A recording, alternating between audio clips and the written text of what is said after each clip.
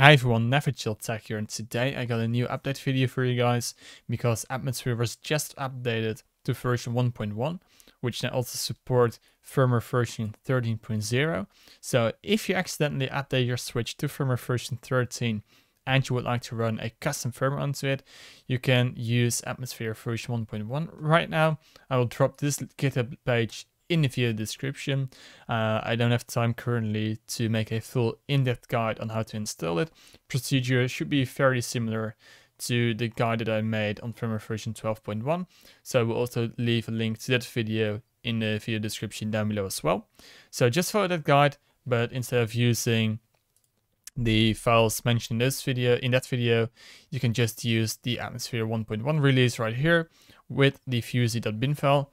And it's good to know that this is a pre-release, which means that you may encounter some bugs, so it may not be entirely stable, but you can read through the changelog yourself.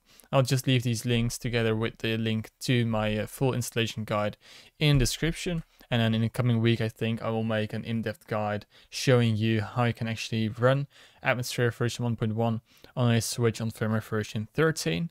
So stay tuned for that. If you haven't subscribed already, you can do so using the subscribe button down below.